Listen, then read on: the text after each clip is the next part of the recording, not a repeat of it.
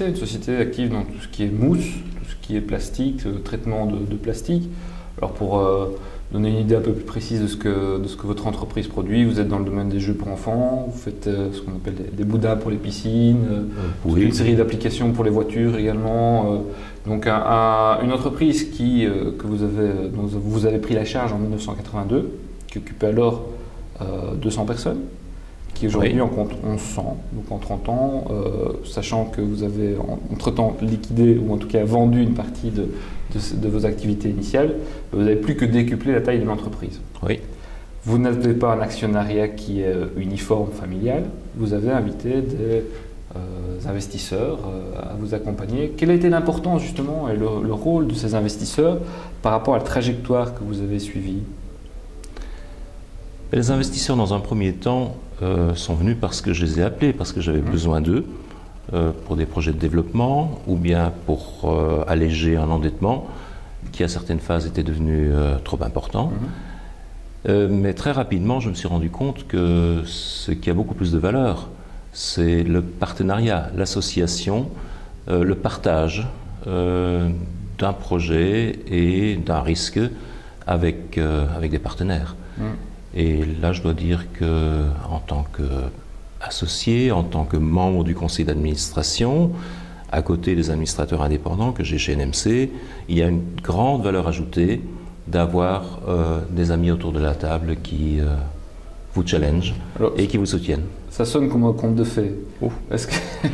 Mais on connaît quand même un certain nombre d'expériences. Enfin, certaines entreprises, hélas, expliquent qu'elles ont vécu avec des partenaires, parfois dans le domaine du private equity, l'imposition de vision à court terme, parfois avec des objectifs d'exit et parfois avec des volontés de maximiser les marges à un moment donné, parfois dépend de la stratégie à long terme de l'entreprise. Est-ce que c'est un risque que vous avez encouru? Et puis d'autre part, est-ce qu'il y a moyen de l'éviter? Bon, c'est un risque que je connaissais théoriquement, et lorsque j'ai choisi les partenaires que j'ai aujourd'hui et d'autres qui m'ont accompagné dans le passé, je cherchais des partenaires qui aient un ancrage belge eux-mêmes et une volonté de, sincèrement et honnêtement, accompagner une entreprise familiale. Et je sais qu'il y a d'autres entreprises dans le domaine du private equity qui ont une autre logique et une autre façon de collaborer avec le propriétaire. Et où là, l'exit est en principe la logique dès le départ. C'est ça. Moi, je demandais un accompagnement. Un brin de chemin. Pour faire un bout de chemin ensemble. Et ça se passe très bien jusqu'à présent. Comment vous les avez sélectionnés? Parce que dans en tout cas une des opérations en 1999, vous me disiez que vous étiez dans une situation qui nécessitait de l'apport quand même de financement important. Oui. Il y avait une petite tension d'urgence en tout cas à ce moment-là. Oui. Pourtant vous avez pris le temps de ne pas prendre le premier venu ou celui qui vous offrait les meilleures conditions. Je crois que pour un entrepreneur, à partir d'un certain stade de développement de son entreprise, il est important qu'il entretienne un réseau aussi dans le monde du capital à risque. C'est ce que j'avais fait avant déjà. Pourquoi?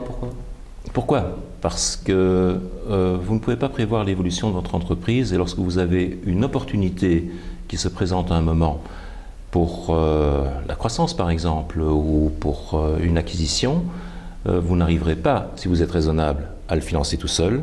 Et à ce moment-là, il ne faut pas devoir chercher le partenaire à toute vitesse. C'est ça. Tout seul, non. Il faut un peu préparer le terrain. Puisque aujourd'hui, votre partenaire financier, il est minoritaire. Vous avez toujours le contrôle de l'entreprise. Donc vous êtes dans une logique où, à moyen terme, vous pouvez transmettre éventuellement cette entreprise à vos descendants, aux personnes que vous aurez choisies. Et grâce à ces partenaires, nous avons appris aussi, en tant que famille, en tant que conseil d'administration, à ne pas vivre en vase clos, mais de travailler en partenariat, en collaboration avec des gens auxquels nous faisons partager notre projet d'entreprise.